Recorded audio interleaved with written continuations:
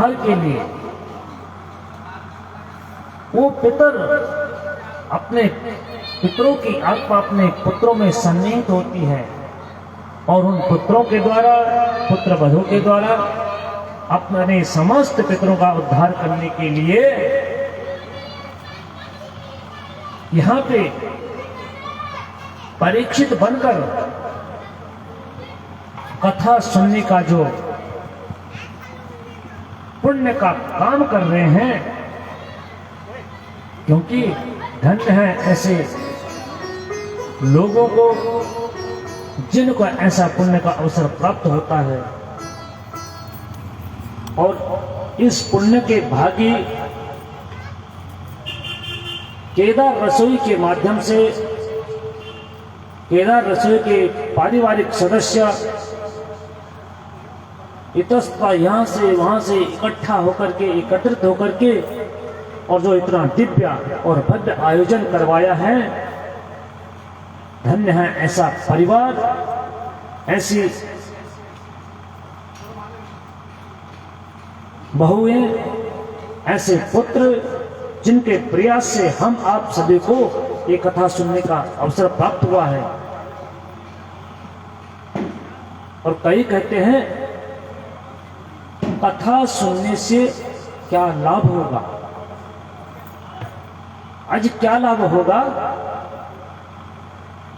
और ना सुने तो क्या हानि होगी। तो कथा सुनने का लाभ, कथा सुनने का लोभ और हानि का भय, न सुने तो हानि। कथा सुनने का लोभ और न सुनने का भय जिसके जीवन में हो गया है, उसका जीवन धन्य हो जाता है। कि सुनने से कुछ न कुछ लाभ तो मिलेगा ही,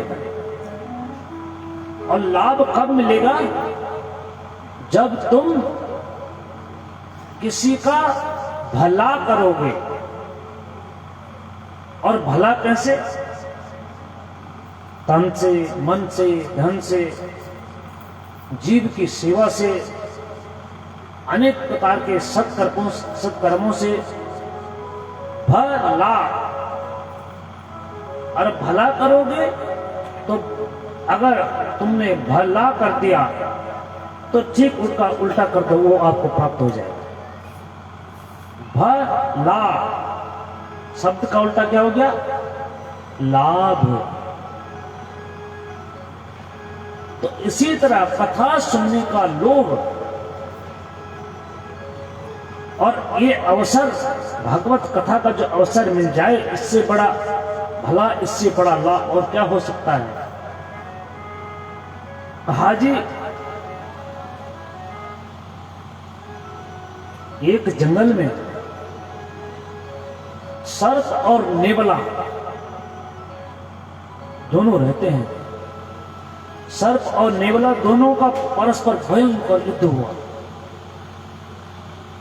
और जब युद्ध हुआ, जब जब नेवले पर सर्प अपना विष छोड़ता है, डंक मारता है, तब तब नेवला क्या करता है, सीधे जाता है वहां से और जंगल के अंदर,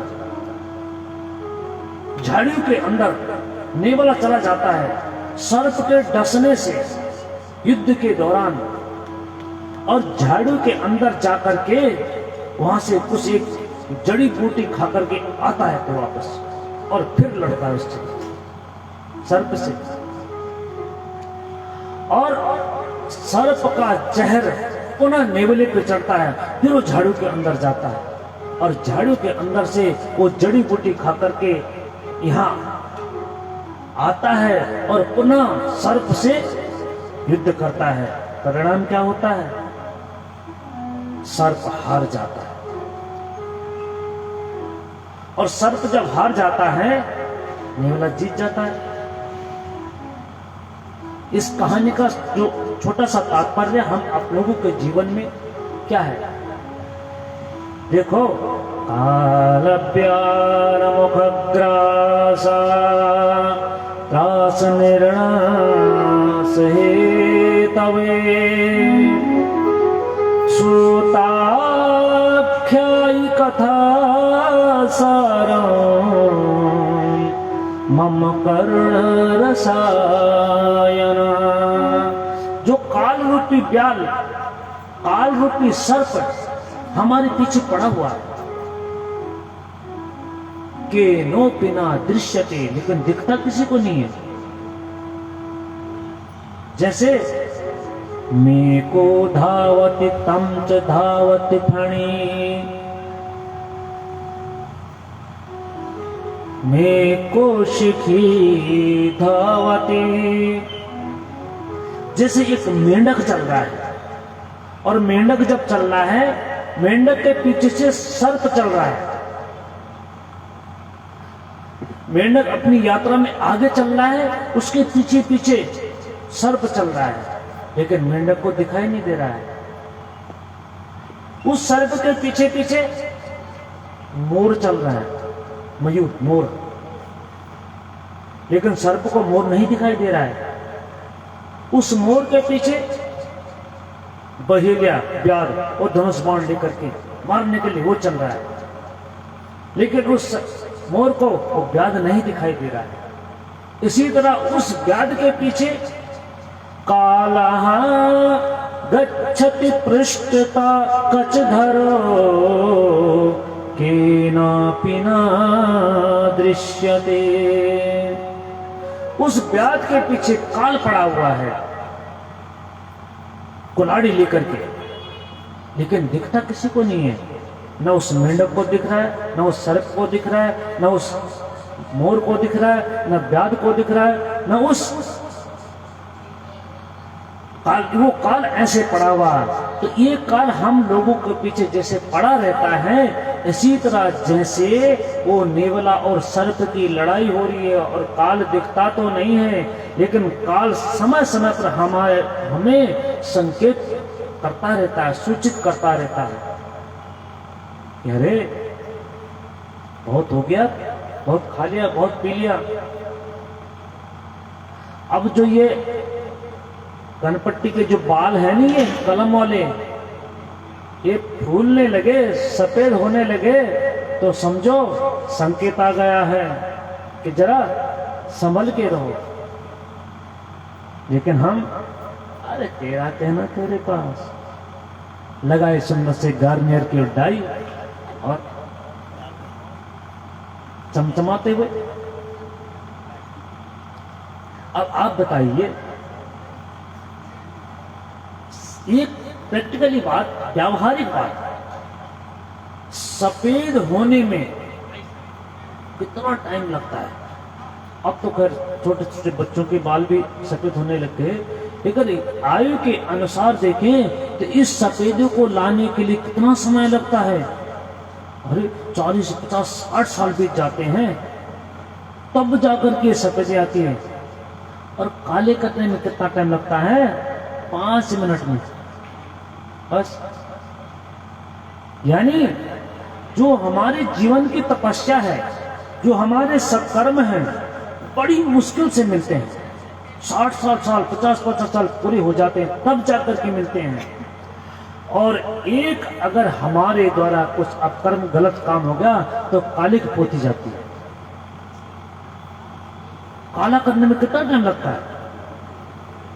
किसी का दुष्प्रचार कर दो, एक गलत काम हो गया, बस हो गया, मुंह काला हो गया।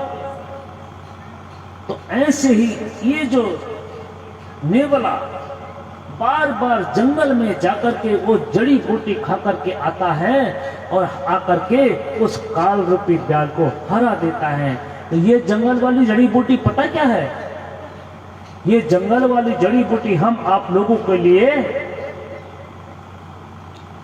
भगवान के नाम की जो रस है, कथा है, ये जो पूजन है, उसका कृपा है, ये बार बार हमें जाकर के, क्योंकि काल तो पीछे पड़ा हुआ है वो नेवले के रूप में, और बार बार समय समय पर डस रहा है।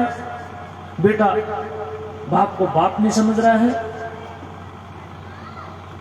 भाई भाई को नहीं समझ रहा है, एक दूसरे सब ऐसे लगे हुए कोई किसको नहीं, लेकिन समय समय पर वो जंगल जाकर के जरा जरा हम जड़ी बूटी अगर खाते रहेंगे, यानी समय समय पर सत्संग रूपी जड़ी बूटी अगर खाते रहेंगे, तो फिर क्या वो काल रूपी जो अनेक प्रकार की विकृतियां हमारे मन में आ रही है, उससे हम पार पा लेंगे, निश्चित है।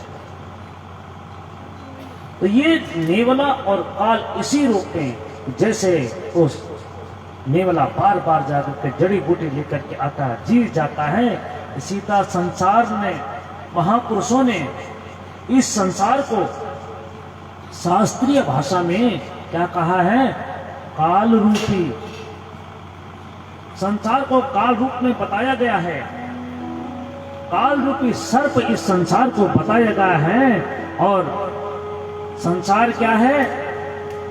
संसरति इति संसारः, जो सरकता रहता है, सरकता रहता है संसार, लेकिन दिखता नहीं है। दिखता है किसी को? इसी तरह वो सर्प के पैर नहीं होते हैं, लेकिन दौड़ता कितनी तेज है। संसरत इति संसारः, और वो संसार भी कितनी तेजी से दौड़ रहा है और सर्प भी कितनी तेज से दौड़ता है। पैर न होते हुए भी, पैर होते ही नहीं है, लेकिन दोनों दौड़ रहे हैं। सरति गच्छति इति संसारः, ऐसा बिना पैर के जो दौड़ा चला जा रहा है और ऐसी तेजी से भाग रहा है। कब हम बालक थे, कब यौवनता में आए, और कब हम जरा अवस्था में आ गए। आप लोगों ने अपने जीवन में ये तो निश्चित है कि कौन से सन में आपने मैट्रिकुलेशन पास किया, 10th कौन से ईयर में किया, 12th कौन से सन में किया, graduation, post graduation, BEd, MEd आदि जो भी आपने किया, वो कौन से सन में, एक आपको डेट पता होगी, लेकिन आपको ये डेट पता है? तो बालकपन से आपने जवानी में कौन सी डेट को प्रवेश किया, जवानी से बुढ़ापा में कौन से डेट को प्रवेश किया? क्योंकि काल के पैर नहीं होते हैं, वो संसार के पैर नहीं होते, वो दौड़ता चला जाता है लेकिन दिखता ही नहीं है। ऐसे ही यहाँ पे आज यौवनता गई, बुढ़ापा आ गया, और इस जिस प्रकार निवले का और सर्प का युद्ध चल रहा है, इसी तरह हमारा और संसार का भी युद्ध चल रहा है। और ऐसा युद्ध चलते चलते ये संसार के युद्ध में जो कैसा युद्ध, माँ बाप की बातें अच्छी नहीं लग रही है, माता पिता की अगर कोई सेवा कर भी रहा है, बड़ा घमंड हो रहा है, मैंने तो सेवा कर ली। और अब समझ लीजिए, जिसके मन में ये भाव आ गया कि हमने माता पिता की सेवा करते हुए, हाँ देखो जी मैं तो अपने माता पिता को अपने साथ रखता हूं। कई सारे को पूछने में जब पूछते हैं माता पिता कहाँ हैं, कहाँ जी? माता पिता जी हमारे ही साथ है। तुम्हारे साथ कब से हो गई जी? माता पिता तुम्हारे साथ कि तुम माता पिता के साथ हो? तुम्हारे ही साथ है। तुमसे पहले तो इस संसार में वो आए, तो तुम उनके साथ हो या तुम्हारे साथ हो? तो कहा संसार का जहर जिस पे अगर चढ़ साफ साफ दिखाई देता, माता पिता की सेवा में प्रमाद हो रहा है, तो समझो उसके संसार रूपी सर्प का जहर चढ़ रहा है। और महाराज संसार रूपी जहर, सर्प का जहर चढ़ तो उतारने की तो कोई दवा होगी? कहा भगवत रूपी जड़ी बूटी का पान करते रहोगे तो क्या संसार सागर से पार होते रहोगे। और ऐसा अवसर हम आप लोगों को मिला है। गोस्वामी तुलसीदास जी कहते हैं, काम भुजंग डसत जग जाहि, विषय नीम कटु लागत नाही। काम भुजंग डसत जग जाहि, विषय नीम कटु लागत नाही। विषय नीम कटु लागत नाही। जब जब कहा काम भुजंग डसत जग जाहि, जब समझो काम रूपी भुजंग ने, सर्प ने हमें डस लिया है, तब देखो उसमें पार पाने के लिए विषय नीम कटु लागत ना। ऐसे विषयों का रस जब हमारे जीवन में चढ़ जाता है, तब हमें क्या है, वो जो नीम है वो भी कड़ा नहीं लगता है। तो आज यहां पे कह रहे हैं, जब सर्प किसी को काटता है, अंधेरे में किसी के पैर में भ्रांति हो गई, या सर्प ने काट दिया और ये जोर जोर से चिल्लाता है, मुझे सर्प ने काट दिया, सर्प ने काट दिया, सर्प ने काट दिया। अरे भाई क्या करें? हाँ, सर्प ने काटो, को दवाई दो। कैसे मान लें कि सर्प ने काटा हुआ है? या तो वहां पे छल्ला सा नीला नीला हो जाएगा या कुछ। अब कहा नीला भी नहीं हुआ और कहा सर्प ने काट दिया, क्या पता मक्खी चींटी ने काटा हो। नहीं नहीं नहीं नहीं, वो लंबा सा देखा मैंने, मेरे पैर से लगा उधर को चला गया। अब कहा जी ये कह रहा सर्प ने काट दिया, थोड़ा सूजन से भी आ ही गई, अब क्या करें? हाँ, सर्प ने काटा हुआ है, इसको नीम का रस पिला दो। और नीम का रस पिलाने से पता चल जाएगा। अगर नीम का रस इसको मीठा लगने लगे तो समझो सर्प ने अवश्य काटा हुआ है। और नीम का रस कड़वा लगना लगे, झूठी बात है, नहीं काटा हुआ। ये सर्प के काटने का जो ये परीक्षण करने का तरीका, इसी तरह हम आप लोगों को अगर काम, पदार्थ, रिश्ते, ये सब घर परिवार बहुत मीठा लगने लगे, अरे क्या जाना मंदिर में, अपने घर के काम पूरे नहीं होते, वहां कौन जा रहा है? क्या करनी पूजा पाठ, अपने काम, ये तो पूजा, इससे तो फुर्सत मिले पहले। काम भुजंग डसत जब, काम रूपी भुजंग जब जब हमें डसते हैं तो समझो तब तब हमें संसार रूपी सर्प ने डस लिया है। और जिस दिन अपने काम को धर्म समझते हुए काम करना है, अरे ये आप निश्चित देखिए, हम आप लोगों को एक बात बताते हैं, सभी विज्ञ हैं, सभी जानते हैं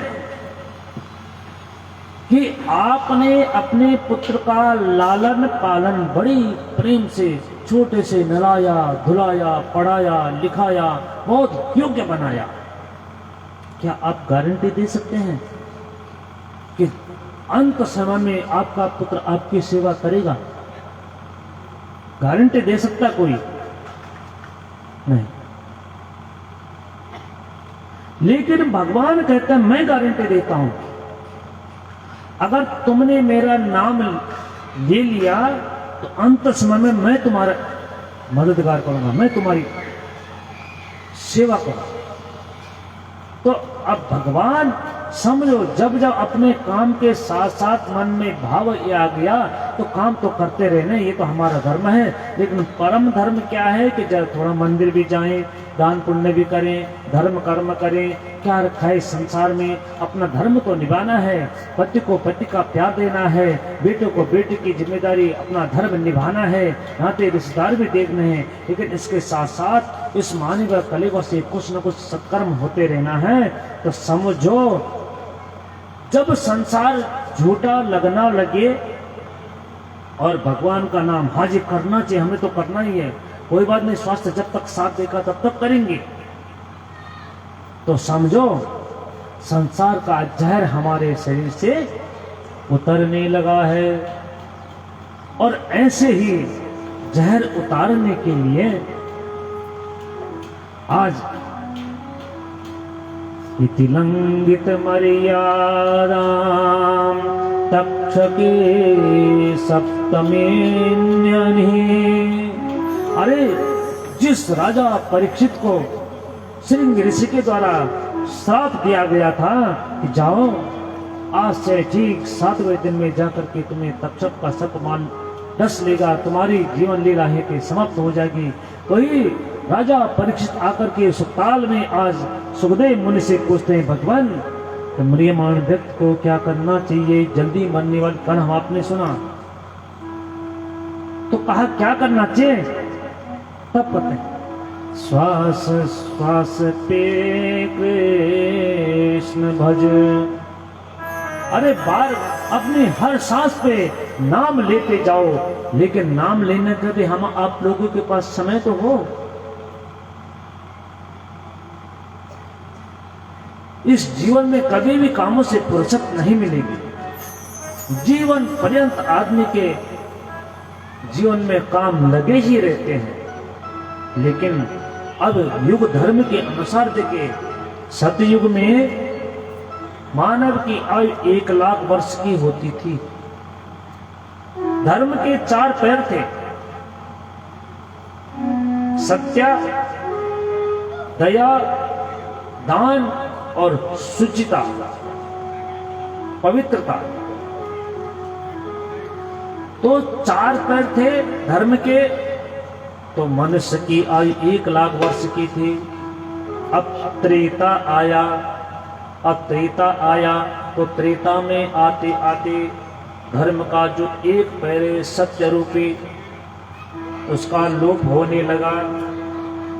धर्म रूपी बैल का जो 1 पैर सत्य रूपी था वो जब चला गया, तो मानव की आयु जो 1 लाख वर्ष थी सतयुग में, 1 लाख में कितने शून्य, नोट तो मैंने गिने, लेकिन शून्य जरूर गिने हैं। बोले वागे बिहारी लाल की जय। 5 शून्य और 1 पैर धर्म का गया, तो उस धर्म के 1 पैर के साथ मानव की आयु में 1 लाख में से 1 शून्य उस पैर के साथ चला गया। तो कितनी रहेगी त्रेता में मानव की आयु? 10,000 वर्ष। उसके बाद वहां से फिर आया द्वापर, 2 पैर, यानी दूसरा धर्म, दया रूपी धर्म। जब यहां से चला गया तो द्वापर में आते आते उस मनुष्य की आयु में से 1 शून्य और उस पैर के साथ चला गया। यानी द्वापर में आते आते मानव की आयु कितनी रह गई? 1000 वर्ष। यानी 10,000 में से 1 शून्य चला गया, 1000 वर्ष रह गए। इसी तरह कलयुग में आते आते राजा परीक्षित के पास जब कलयुग आया तो धर्म रूपी बैल 1 पैर पे खड़ा था। यानी कलयुग में आते आते उस धर्म का तीसरा पैर भी चला गया। वो पवित्रता रूपी जो बैल, वो धर्म का पैर है, वो चला गया। और उस पैर के साथ मनुष्य की उस आयु, उस 1000 में से 1 शून्य उसके साथ और चला गया। और इस कलयुग में मानव की आयु कितनी रह गई? 100 वर्ष रह गई। अब 100 वर्ष में आप देखिए कितनी आदमी तपस्या करेगा, कितनी पढ़ाई करेगा, कितनी लिखाई करेगा, क्या विवाह करेगा, क्या अपने संतानों के दायित्व को निभाएगा। यानी मानव के पास युग धर्म की कलयुग के अनुसार धन, तन, मन सब कुछ भरपूर है, लेकिन आयु नहीं है, आयु कम पड़ गई। उस 100 वर्ष में से भी 50 वर्ष तो हमारे सोने में गए। रात दिन 24 घंटे के होते हैं, तो 12 घंटे तो आदमी जगा रहता है, और नहीं तो बस 12 घंटे की रात, 12 घंटे का दिन, और रात को तो 50 वर्ष तक यूं ही चले गए। रहे 50 वर्ष, 50 वर्ष में से भी आदमी क्या करेगा? 25 वर्ष तक वो पढ़ाई, पीएचडी वगैरह दिखाने, पढ़ाई में वैसे ही चले जाते हैं। रहे 25 वर्ष, उस 25 वर्ष से 26वें वर्ष में प्रवेश करता है, तब तक वो घंटी बांध लेते हैं गले में, अब उसी में रत रहता है। यानी हम आप लोगों की जो गति है, जो मति है, जो जग में जन्मे जब बाल भयो, तब एक लगी सुधि भोजन की। तन में तरुणी जब में प्रगटी, तब प्रीत जगी तरुणी तन की। तन वृद्ध भयो धन की तृष्णा। जब बालक इस संसार में माँ के गर्भ से जन्म लेता है, और जन्म लेने के पास यहाँ पे आता है, उसको जन्म लेने के बाद बालक को जब तक अपनी चेतना जागृत नहीं होती है, जब तक अपने होश हवास में नहीं आता है, तब तक उसे क्या मतलब? कहाँ सिलेंडर का भाव चला गया, चीनी 40 के पार चली गई, दाल 150 पार चली गई थी, अब तो थोड़ा कम हो गई। कितनी महंगाई हो गई, उसको कोई मतलब नहीं। तब एक लगी सुधि भोजन की। जब बालक जन्म लेता है, उससे कोई मतलब नहीं माँ के किचन में तेल मसाला घी है कि नहीं है, सिलेंडर वाला आया, गैस कनेक्शन हुआ कि नहीं हुआ, उससे कोई मतलब नहीं। उसे तो केवल क्या चाहिए? मुझे मेरा पेट भरा हुआ है।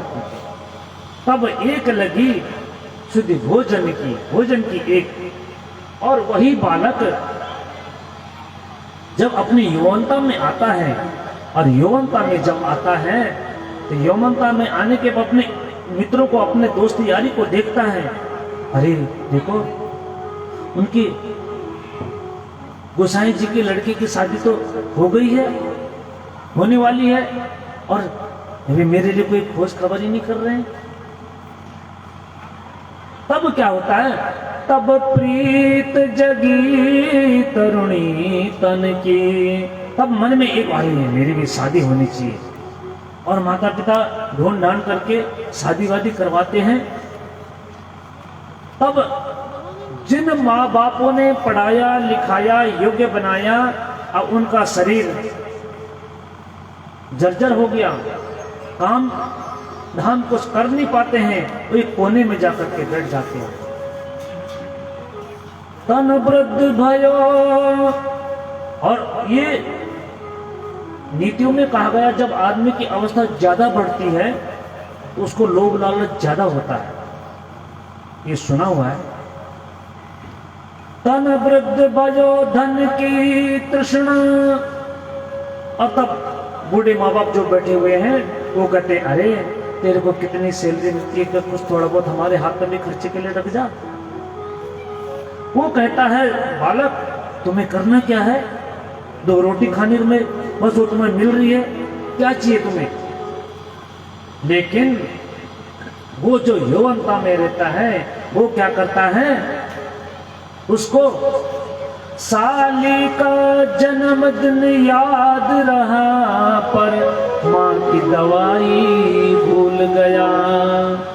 उसे अपनी साली का जन्मदिन तो याद रहता है, लेकिन माँ बोलती है मैंने दवाई मंगाई थी, लाया, अरे भूल गया मैं। और माँ बाप कहते हैं कुछ खर्चा पानी हमें भी दे जा। वो कहता क्या करोगे? खाना ही तो तुमने 2 रोटी खानी है, बैठो आराम से कोने में बैठ करके, तुम्हारा काम ना काज। और माँ बाप कहते हैं अरे कुछ देखो, इतने लाड प्यार से पढ़ाई लिखाया है, इतने हमने अपना जी को मार करके तुम्हें खिलाया, वो सब भूल गया। और माँ बाप तब क्या कुछ बोलते रहते हैं। इष्ट मित्र अपने उसके यार दोस्त आते हैं, कहते जरा इनको मिलाओ, तो माँ बाप वहां से कुछ न कुछ बोलते रहते हैं, और बोलेंगे भी कैसे नहीं। अब आप ही देखिए, मानव के जीवन में जब तक शक्ति रहती है, जब तक हमारे साथ में इतने लोग जुड़े हुए हैं, कोई कुछ काम कर रहा है, कोई कुछ कर रहा है, कोई कुछ कर रहा है, कोई कुछ कर रहा है, काम बड़ी भांति हो जाता है। लेकिन अकेला आदमी अगर जिम्मेदारी लेगा, उसने सुबह की व्यवस्था भी देखनी है, दिन का विचार भी देखना है, चाय बनी कि नहीं बनी, शाम का खाना क्या है, सब्जी भी लानी है, उनका कपड़ों पे प्रेस हुई कि नहीं हुई है, ये सब जिम्मेदारी एक आदमी पे होगी, उसका तो स्वभाव चिड़चिड़ा हो ही जाएगा। दुनिया भर के काम देखने उसे। तो इसी तरह मानव का जो शरीर है, समय पे हाथ ने, अब समय आता है, हाथों ने काम करना बंद कर दिया, मेरी बस की नहीं है, खाना यहां से ले जाते हैं, यहां आते आते सारा खाना नीचे गिर जाता है, मुंह के अंदर एक दाना जाता है। पैर अगर डगमगाने लगते हैं, पकड़ पकड़ कर पैर बोलते हैं मेरी बस की भी नहीं है। कुछ खा दिया तो अंदर वाला है जो वो आज मैंने समोसे खा दिए और मन बड़ा ऐसा हो रखा है, वो अंदर वाला कहता है नहीं तेरी बस की पचाना, वो इंडिकेट करता है हमें। अंदर जो बैठा हुआ है वो कहता है, उसका साफ संकेत क्या है, अंदर वाले ने कह दिया कि अब भाई यहां गड़बड़ है, गरिष्ठ भोजन मत करो, वो संकेत क्या देता है, दांतों को झड़ना प्रारंभ कर देता है, दांत निकालना शुरू कर देता है। लेकिन हम कहां मानने वाले, सीधे गए ईएसआई में या सीधे डेंटिस्ट के पास और चमचमाती हुई वही दंत पंक्ति लगा देंगे, और तब ये भी दबाया वो भी दबाया, और में पेट में पीड़ा हो गया, और रात को तब पेट में दर्द, अंदर वाला कहता मत खा, मैंने तेरे को संकेत दे दिया, लेकिन हम मानने वाले कहां हैं। अब वो कहता है कि देखो अरे ये सफेदी आ गई है, हम मानने वाले नहीं है, सुंदर से काली लगा करके और चमचमा करके सबके सामने। वो कहता मत कर, मैंने संकेत दे दिया। अब हाथों ने काम करना बंद कर दिया, पैरों ने हिलना बंद कर दिया। अब जो हाथ के बदले का काम, पैर के बदले का काम, पेट भी काम नहीं कर रहा है, दिमाग भी काम नहीं कर रहा है, अभी कुछ बोल के कुछ भूल जाते हैं, इन सब के बदले का काम केवल जुआ करती है। क्योंकि इनमें क्या, इनमें हड्डी होती है, और हड्डी जब काम नहीं करती तो अकड़ जाती है, लेकिन जीभ पे हड्डी नहीं होती है। और वो हाथ के बदले का काम भी, पैर के बदले का काम भी, पेट के बदले का काम भी, और तब लगातार लगी थी पड़ पड़ पड़ पड़ पड़ पड़ कुछ न कुछ न कुछ। और तब कोई आता है, अरे जरा दर्शन करा, अपना माता पिता मिलते हैं, जरा चाचा चाची को ताऊ को, तन वृद्ध भयो धन की तृष्णा। जब शरीर बूढ़ा होकर एक कोने में पड़ा रहता है, और वो बेटे ने जिनका शादी करके लाई हो कहते हैं अरे काम के ना काज के, दुश्मन अनाज के, रहने दो, काम मिल लेते हैं थोड़ा, कहा नहीं, अरे क्या मिलना है। तब लोग कहें सन की, अरे बूढ़े सन के केवल चुप रहो, तुम बैठे रहो अपनी जगह, तो सन के हो गए हैं। तो कहा राजन, ये संसार की जो नीति है, क्योंकि इस कलयुग में सत्यम नास्ति तपस्सोचम दया दानम न विद्यते। इस कलयुग में सत्य भी नहीं है, तप भी नहीं है, दया भी नहीं है, दान धर्म पे जो एक संसार टिका हुआ उसमें भी बहुत कमी आ गई है। कैसे मानव सुखी रहेगा, क्योंकि रवि पंचक जिसके नहीं है, नहीं मानव के जीवन में रविवार से पांचवा गुरु के शरण में कोई जाता नहीं, सब अपने आप को सुप्रीम समझते हैं। तो कहा, इसलिए माता पिता का एक दायित्व बनता है सबसे पहली जो संस्कार पीठ है अपने बालकों की, वो मां है। पहली गुरु कौन है? माता है। और दूसरे गुरु कहें पिता, तीसरा गुरु तब शिक्षा देने वाला। तो कहा आज यहां पे, लेकिन शिक्षा की क्या गति, क्या दुर्गति हम आप सभी लोग देख ही रहे हैं। राजा परीक्षित कहते हैं भगवान, ये मन को वश में करने का जो साधन है वो क्या है? आज कहते हैं राजन, जितासनो जित श्वासो जित संगो जितेन्द्रिया स्थूले भगवतो रूपे मनः संधारये दिया। कहा क्या करो? आज सुखी रहने का और मन को बस में रखने का सबसे पहला साधन क्या है? हम आप लोगों के लिए बड़ा ही महत्वपूर्ण है। आप पहला है जितासनो, आसन को जीतो। आसन को कैसे जीते? कि यहाँ पे मैं बैठा, दूसरा नहीं बैठना चाहिए। यहाँ पे आसन का मतलब ये नहीं जीतना कि जिसमें मैं बैठ गया, घर से बैठ गया तुम मेरी कुर्सी पे, यहाँ पे तो मैं बैठती थी, थोड़ा सहारा भी मिलता था, अब कहाँ क्यों बैठ गए तुम यहाँ पे? अरे मुफला करके थे। नहीं, जितासनों का मतलब है आप जिस भी आसन में बैठे हैं, चाहे आप लंबे खुट्टे करके बैठे हैं और जैसे भी बैठे हैं, जैसे आप जिस आसन में आप जैसे बैठे हुए हैं, उस आसन में कम से कम 1 घंटा बैठे रहो, उसी में जिसमें तुम्हें सुख मिल रहा है। पहला जितासनो, आसन को जीतो। और आसन को कैसे जीते? बहुत जिम्मेदारी है। अब प्रैक्टिकली देखें तो हम अपने शरीर का अवलोकन करें, हम कितना फिट हैं। फिटनेस की जो परीक्षण है वो यहाँ पे देखा जाता है, वो जिम में जाकर के नहीं, कितने के डंबल उठा लिए तुमने, कितने की क्या कर लिए। फिटनेस का सबसे बड़ा लक्षण है कि आपका आसन पे अधिकार है कि नहीं। आप एक आसन पर कितनी देर बैठ सकते हैं?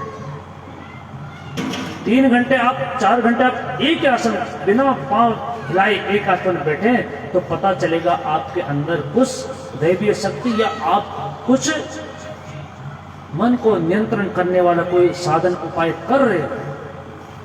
जितासन, पहला नियम है आसन को जीतो। और तब उसके बाद जित श्वासो, तब क्या उसके बाद कि अनुलोम विलोम प्राणायाम करो। कितनी देर तक आप बिना पानी के रह सकते हो?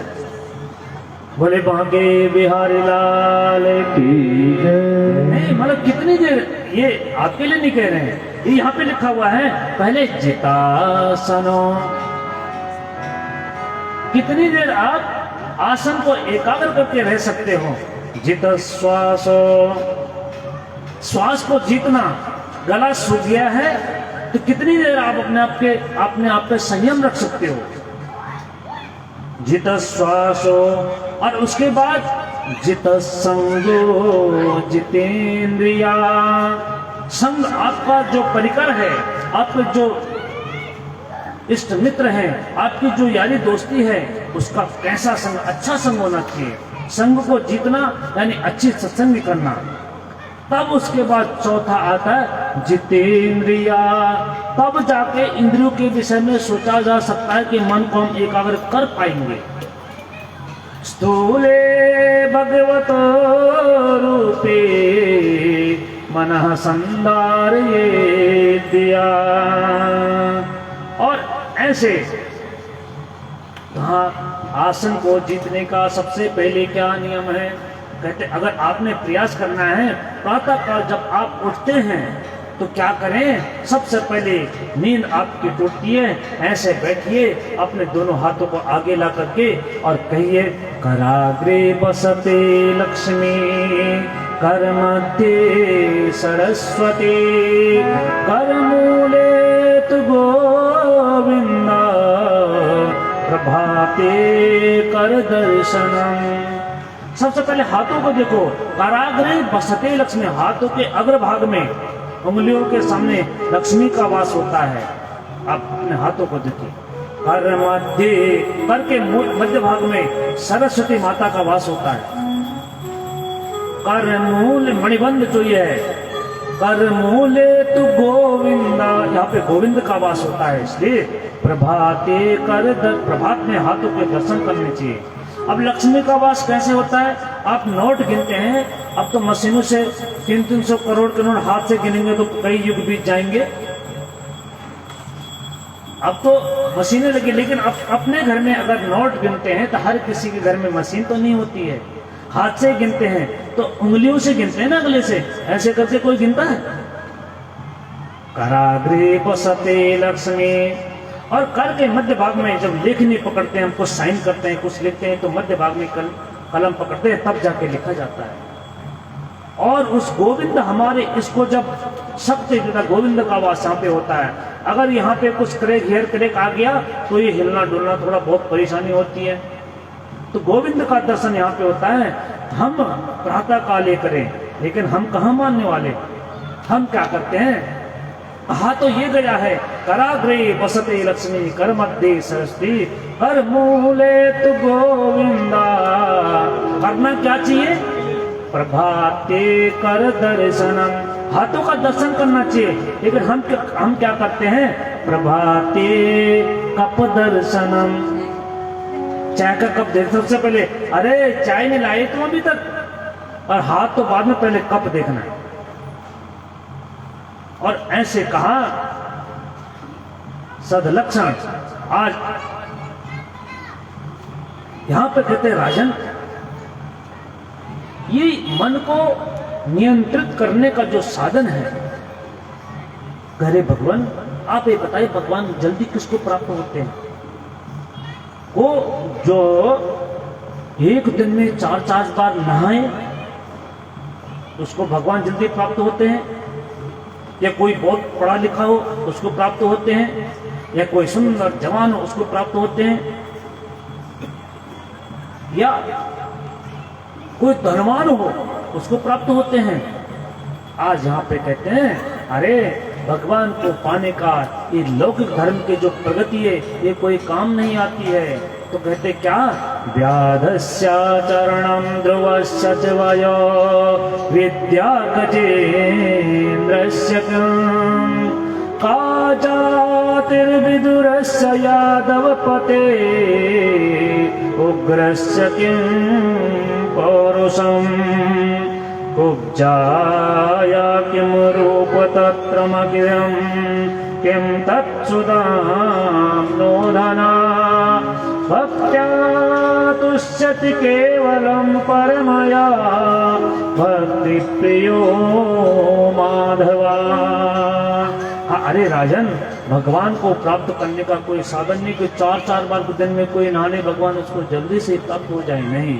अगर ऐसा होता वो व्याध, वो निषाद जो जाड़ों के महीने में 6-6 महीने तक नहाते नहीं थे, लेकिन भगवान स्वयं गए रामचंद्र जी और केवट के रूप में कहा मुझे नाव से पार लगा दे, और उसने भगवान को नाव पार लगाई। वो 6 महीने तक जाड़ों के महीने में नहाते ही नहीं थे। अच्छा, तो मतलब नहाने धोने का भी भगवान का कोई ऐसा नहीं कि जो बार बार न उसको मिले। तो कहा कोई बड़ा बूढ़ा हो जिसने अपनी जिंदगी खूब जी ली हो उसको भगवान मिलेंगे। अगर ऐसा होता, ध्रुव सचवायो, वो 5 वर्ष का ध्रुव, उत्तानपाद का पुत्र, सुनीति का पुत्र, जंगल में जाकर के अपने विमाता के वचनों को सुन करके व्यथित होकर के जंगल में 5 वर्ष का, और देवर्ष नारद जी ने आकर के उसको मंत्र दिया कि तुम ओम नमो भगवते वासुदेवाय का जाप करो। भगवत की प्राप्ति की 5 वर्ष के ध्रुव को भगवान प्राप्त हुए। यानी आयु का भी निर्धारण नहीं है, बड़े बूढ़ों को जरूरी नहीं भगवान मिले। अच्छा, तो भगवान मुझे लगता है कोई पढ़ा लिखा, ठीक ठाक पढ़ा लिखा हो। कहा अगर ऐसा होता विद्या गजेन्द्रस्य किं उस गजेंद्र ने, उस हाथी ने जो उस तालाब में डूब गया था और मगरमच्छ ने पांव पकड़ लिया था, डूबता चला जा रहा था, वो कौन सी यूनिवर्सिटी में पढ़ा था, कौन से विद्यालय में पढ़ा था? उसने एक फूल निकाला उसी सरोवर से कमल का और अपने सूंड से उठा करके सोंत सरसुर बने न ग्रहीत आतो दृष्टा गरुण मति हरें उपात चक्रम उक्षिप्य संभुजकरा गिरिमाः कृच्छा नारायणाखिल गुरो भगवन् नमस्ते। हे भगवान, मैं तुम्हें बारंबार प्रणाम करता हूँ। अब मेरा इस संसार में कोई सहारा नहीं है, तुम आकर के मेरी रक्षा करो। एक कमल का फूल ऊपर को उछाल दिया उस हाथी ने। भगवान तुरंत आए, कल अपने भजन सुना था। नंगे पद तज के गरुड़ को दौड़ने वाले प्रभु, नंगे पद गरुड़ जी को छोड़ करके दौड़ने वाले भगवान प्रभु, देखना निष्फल कहीं ये आंसुओं की धार हो। हे भगवान, उस गजेंद्र ने वो फूल ऊपर पकड़ा, भगवान मेरे आंखों में आंसुओं की धार है, एक फूल छोड़ दिया तुम्हारे, आओ मेरी रक्षा करो। भगवान गरुड़ को छोड़ करके आए, उस ग्रह का मस्तक काटा, गजेंद्र की रक्षा करी। वो गजेंद्र कहीं पढ़ा लिखा नहीं था इतना, अच्छा तो पढ़ा लिखा भी कोई साधन नहीं है। अच्छा तो ऊंची जाति वाले को मिलते, कोई ब्राह्मण कुल में जिसका योगपनयन संस्कार, यज्ञ प्रवेश संस्कार हुआ हो, उसको भगवान मिलते होंगे। अरे कहा ऐसा अगर ऊंची जाति वाले का प्रमाण भगवान को प्राप्त करने का होता तो कहा जातिर्विदुर यादव पते, वो दासी पुत्र विदुर कौन से ऊंचे कुल में उसने जन्म लिया था, जिसके घर में जाकर के भगवान ने वो 56 भोगों को छोड़ करके दुर्योधन के यहाँ और 7 विदुर घर खाई। विदुर के घर में जाकर के साग खाया। वो दासी पुत्र था, कोई बड़ी ऊंची जाति का नहीं था। तो कहा कि राजा महाराजा जिसकी बड़ी अपार संपदा हो, सैन्य शक्ति हो, उसको भगवान प्राप्त होते होंगे। अरे कहा ऐसे भगवान को पाने का ये भी कोई साधन नहीं है। अगर ऐसा होता, जो उग्रसेन मथुरा का राजा था, उस उग्रसेन को कंस ने अपने पिता को कारागार में बंद कर दिया और भगवान उस उग्रसेन के विजय उसी कारागार में जाकर के अवतरित हुए, उसी में जाकर के प्रकट हुए। तो कोई जरूरी नहीं है। अच्छा तो कोई सुंदर युवक हो, युवती हो, भगवान रूप सुंदर सज धज करके आए, भगवान उसको प्राप्त होते होंगे। आज यहाँ पे कहते हैं नहीं, रूपवान भी अगर भगवान को रिझाना चाहे तो बिना भक्ति का वो भी नहीं रिझा सकता है। अगर ऐसा होता कुब्जाया किम रूप तत्र अधिकम्, वो 3 जगह से जो कुब्जा थी, पैर से भी टेढ़ी, कमर से भी टेढ़ी, ऊपर से भी टेढ़ी,